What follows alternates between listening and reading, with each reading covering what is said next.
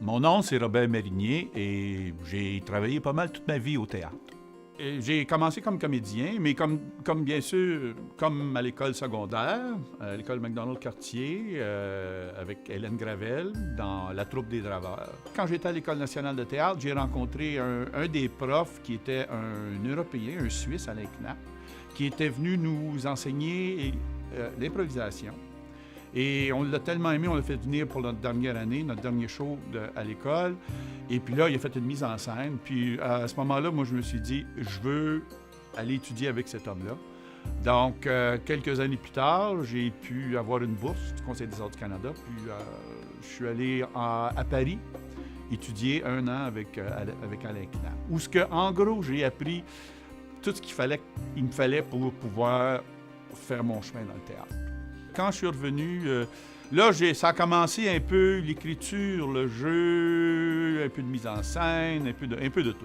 Et puis, en gros, ça a fait ça. Là-dessus aussi, parce que je savais écrire un peu, que j'ai pu commencer aussi à écrire pour la télévision, pour la radio, faire n'importe quoi à l'époque pour gagner ma vie.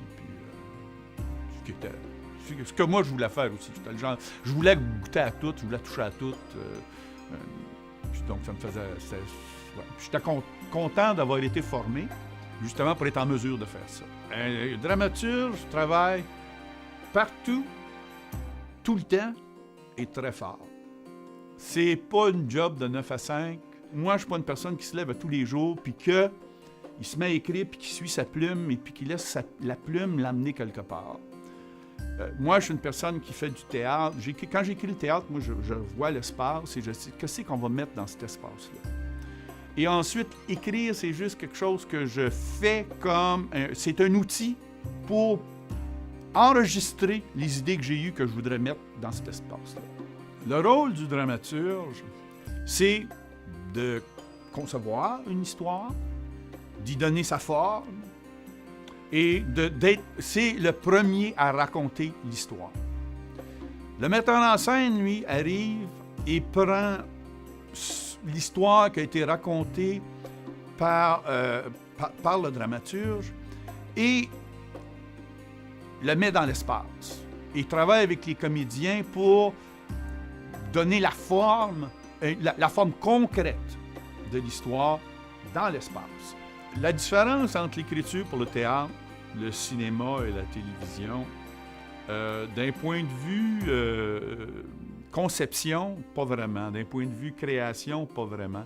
C'est dans la façon de faire, dans l'exécution et aussi souvent dans le contenu qu'il y a des différences. Il y a des choses à la TV que tu ne peux pas faire, puis tu ne peux pas aller, puis tu es limité par la caméra. En gros. La caméra fait en sorte que tu es obligé de rabouter des images une après l'autre, comme ça.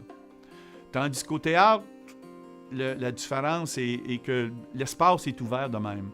Et puis, il n'y a pas d'image, c'est un tout en 3 dimensions que tu es en train de présenter aux gens. Tu sais, ton souci est plus de dire « regardez ici », puis là, tu sais, regardez là. Tandis que au cinéma, puis à la télévision, c'est la caméra qui dicte ça, qui dit « regarde là ». Pour moi, de tous les médiums, télévision, cinéma, radio, celui qui est le plus libre, c'est le théâtre. Si j'avais un conseil à donner à un jeune dramaturge, je dirais, va apprendre ton métier. Va dans la salle de répétition avec les acteurs, embarque sur la scène avec les acteurs, joue avec eux, apprends ce qu'ils ont de besoin, apprends c'est quoi cet espace-là. Apprends aussi la job d'un auteur qui est c'est quoi une histoire, comment est-ce que tu racontes une histoire. Et puis surtout, je dirais à un jeune dramaturge, ce que tu fais là, quand tu es là, tu racontes une histoire pour l'auditoire. Les gens s'en viennent pas là pour voir toi, ils s'en viennent pour se voir eux-mêmes. Donc, n'oubliez jamais, l'auditoire n'est pas là pour vos beaux yeux, il est là pour lui. Puis c'est ça qu'il veut voir.